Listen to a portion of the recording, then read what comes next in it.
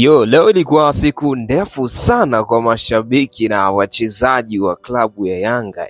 Mabingwa wa ligi kuu ya Tanzania bara, mabingwa wa CRDB Federation Cup. Ilikuwa siku ndefu sana kwa Young Africans. Kwanza picha linaanza, safari imeanzia pale Zanzibar, katika ikulu ya Zanzibar, ambapo walienda kumtembelea Mheshimiwa Rais Dr. Hussein Ali Mwinyi, ambapo Young Africans wameweza kwenda na makombe yao matano ambayo wameweza kuyabeba katika msimu huu 2024-2025, ikitangulia kombe la ligi kuu ya Tanzania bara NBC Premier League, kombe la CRDB Federation Cup, kombe la Mpumalanga Cup waliochukua pale nchini South Africa, Afrika ya Kusini, katika kipindi kile kama unakumbuka.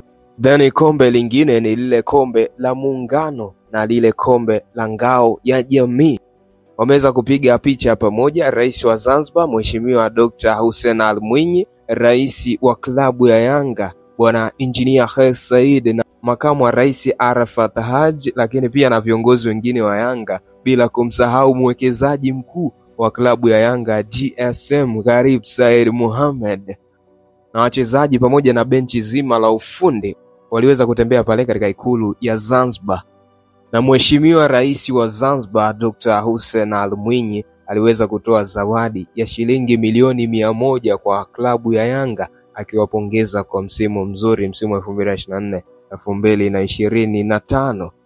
Then baada ya kutoka ikulu aliweza kupewa heshima pale katika uwanja wa ndege wa Zanzibar, ambapo waliweza kufanyiwa kitu kinaitwa water salute. Unajua ile salute inayopigiwa ndege, gari la maji linamwaga maji kwenye ndege kuashiria ishara ya heshima. Ilikuwa ni siku fulani hivi ya mambo mengi kweli kweli. Baada ya hapo akatua katika jiji la Dar es Salaam.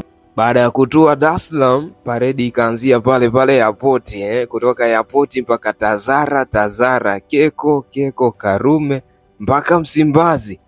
Msimbazi ilikuwa ya moto kweli kweli. Paredi ya Msimbazi ilitisha kinoma noma. Kuna video moja ambayo inasambaa katika mitandao ya kijamii kimuonesha Ali Kamwe akiwatambia mashabiki wa Simba Sports Club pale katika makao makuu ya Simba Sports Club pale Msimbazi. Alikuwa anajifanya kama ananyanyua kikombe hivi, kikombe fulani hivi, jagi, kwamba ndilo Simba aloweza kufanikiwa kubeba, kwamba ni trophyless club katika msimu wa 2024-2025. By the way, ni utani wa jadi ambao umezoeleka mara nyingi. Kiukweli timu hizi zimekuwa zikifanyiana mara kibao.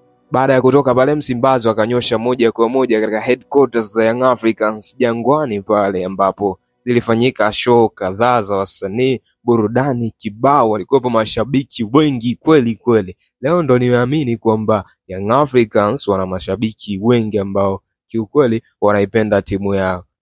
That's why waliweza kujaza kweli kweli. Ukiangalia paredi zilivyokuwa full, ukiangalia pale Jangwani watu walivyojaa, walikuwa ni watu wengi kinoma noma. Mbosso alipata nafasi ya kuperform ngoma yake ile Aviola, ambayo mashabiki wengi wa Young Africans wamekuwa kikubali kweli kweli.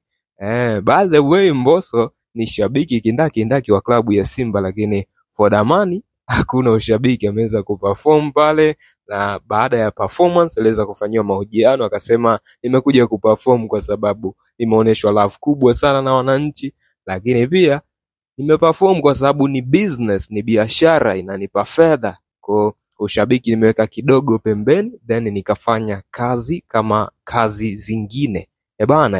Umeionaje siku ya leo? Siku ya Young Africans, siku ya parade, siku ya sherehe za Young Africans, mabingwa wa ligi kuu ya Tanzania bara NBC Premier League katika msimu wa 2024-2025, mabingwa wa Mpumalanga Cup, mabingwa wa kombe la CRDB Federation Cup, mabingwa wa Ngao ya Jamii, mabingwa wa kombe la Muungano. Umeionaje siku ya leo? Drop your comment hapo kwenye comment. Hapa ni Super 12 ya Dino Television.